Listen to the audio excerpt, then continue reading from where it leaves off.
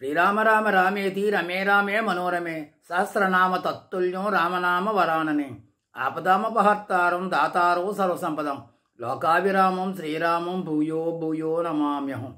సంక్షిప్త వాల్మీకి రామాయణములో 98వ భాగం.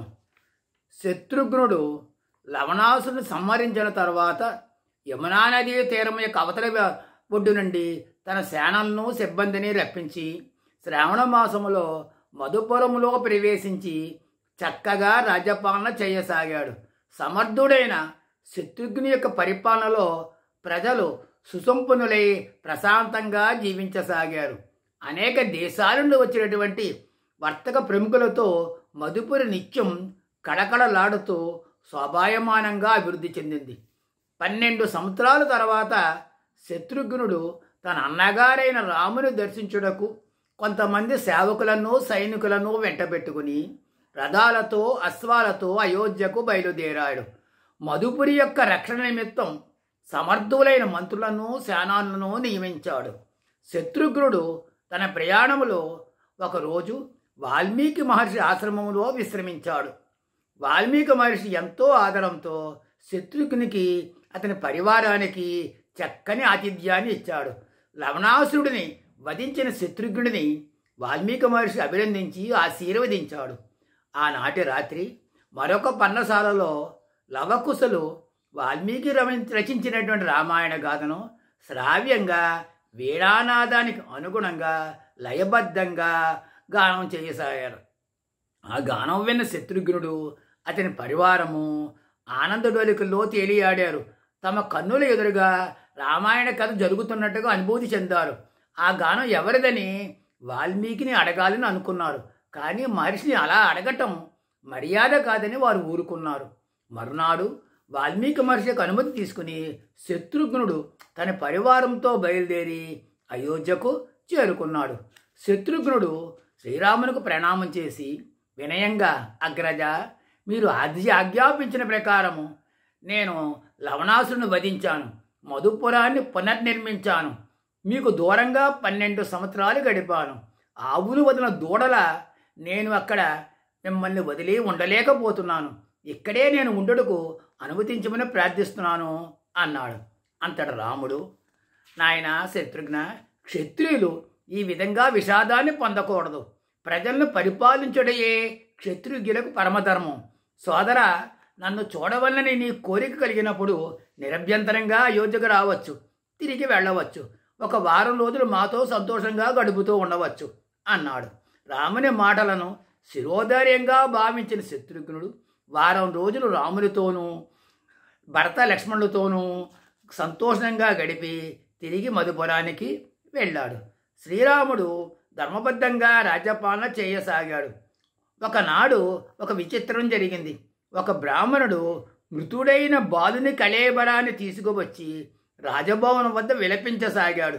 మహారాజైన రామునితో ఇలా అన్నాడు, శ్రీరామ, నా కుమారుడు 5000 సంవత్సరాల వయసు కలవాడు, అనగా 14 సంవత్సరాలు కూడా నిండలేడు. అకాల మరణాన్ని పొందాడు. నేను ఇంతవరకు ఎట్టి అబద్ధాన్ని ఆడలేదు, ఇతరులను ఎప్పుడూ హింసించలేదు, ఏ ప్రాణికి కష్టాన్ని కలిగించలేదు. ఇంతవరకు నీ పరిపాలనలో అకాల మరణాలు ఎప్పుడూ సంభవించలేదు. మహారాజు పరిపాలనలో ఏదో దోషం ఉన్నప్పుడే ఇటువంటి కష్టాలకు ప్రజలు గురవుతారు. ఈ రాజ్యంలో జరిగే అకృత్యాలను నీవు నివారించకపోవడం వలన నాకు ఈ కష్టం కలిగింది. నా కుమారుని బ్రతికించు, లేకున్నచో నేను నా భార్య ఇక్కడే ప్రాణత్యాగం చేస్తాం అన్నాడు.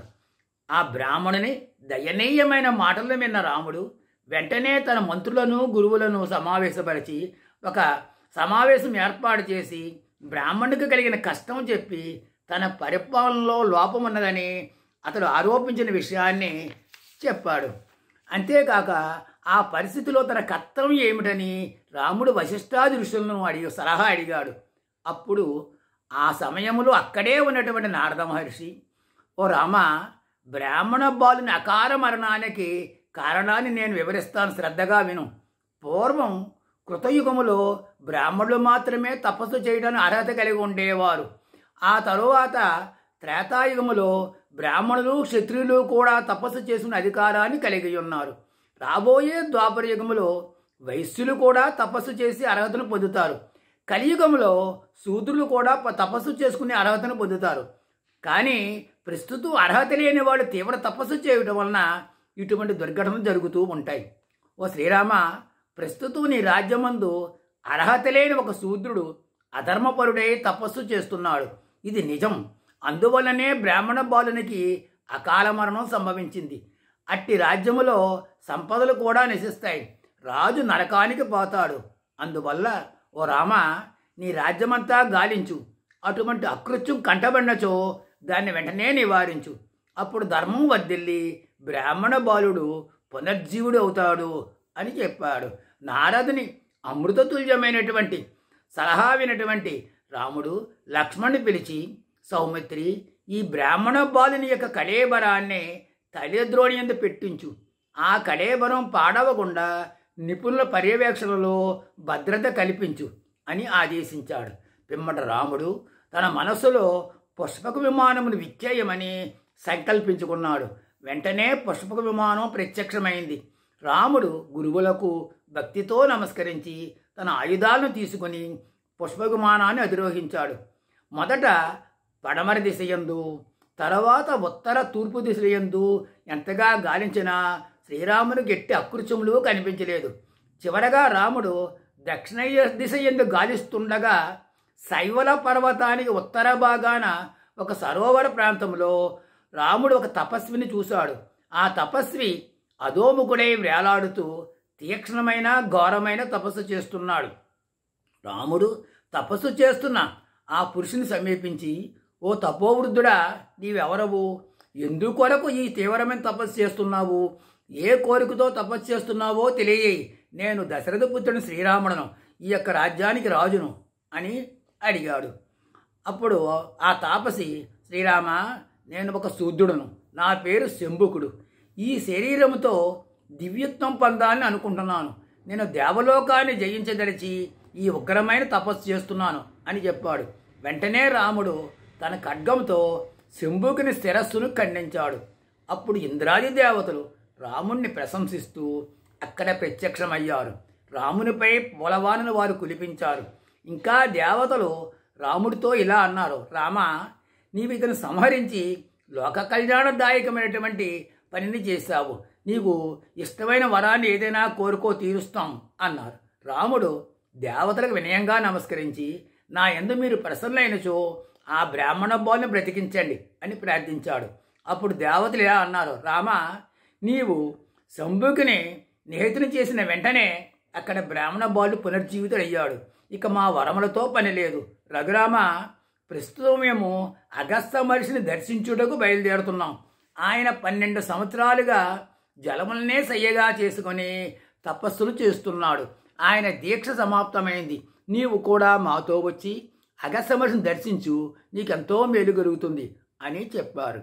రాముడు ఆ దేవతలు చెప్పిన ప్రకారం తన పుష్ప విమానాన్ని అధిరోహించి దేవతల వెంట అగస్త్య ముని యొక్క ఆశ్రమానికి వెళ్ళాడు. అగస్త్యుడు దేవతలందరినీ పూజించి గౌరవించాడు. దేవతలందరూ కూడా ఆ మహర్షి పూజను స్వీకరించి ఆయన అభినందించి వారు సురలోకానికి వెళ్ళిపోయారు. దేవతలు వెళ్ళిపోయిన తర్వాత రాముడు అగస్త్య మహర్షికి అభివాదం చేశాడు. అంతటా అగస్త్యుడు రామునికి స్వాగతం పలికి అతిథి మర్యాదలు చేసి ఇలా అన్నాడు, రామ, నా అదృష్టం వలన ఈరోజు నీ దర్శనం నాకు లభించింది. అర్హత లేకుండా తపస్సు చేసిన శంభుకిని శిక్షించి బ్రాహ్మణ బాలుకుని పునర్జీవితం చేశావు. నీవు పూజనీయుడువు. రామ, నీవు ఈ రాత్రికి అతిథిగా నా ఆశ్రమంలో ఉండు. రేపు ఉదయం పుష్పవిమానం మీద అయోధ్యకు వెళ్ళవచ్చు. నీవు సనాతనమైన శ్రీమన్నారాయణుడు అని అన్నాడు. ఇంకా అగస్త్యుడు ఇలా చెప్పాడు, రామ, నేను నీకు ఒక దివ్యమైన ఆభరణం ఇస్తాను. దాన్ని స్వీకరించు. ఇది విశ్వకర్మ తయారు చేసినది. అమూల్యమైన వస్తువులను ఎవరికైనా దానం చేసినప్పుడు గొప్ప సత్ఫలితం వస్తుంది. ఈ అమూల్యాభరణం గ్రహించుటకు ఇంద్రాది దేవతల కన్నా నీవే తగినవాడవు అని అగస్త్యుడు అన్నాడు. అప్పుడు రాముడు వినయంగా, మహాత్మా, దానం పుచ్చుకొనుటకు బ్రాహ్మణులే తగినవారు. క్షత్రియుడిని నేను మీ నుండి ఎలా దానం స్వీకరించగలను? ఇది ఎంతవరకు సమంజసమో దయతో వివరించండి అని రాముడు వినయంగా అన్నాడు. రాముని ప్రశ్నకు అగస్త్య మహర్షి ఏం జవాబు చెప్పాడో వచ్చే భాగంలో మనం తెలుసుకుందాం.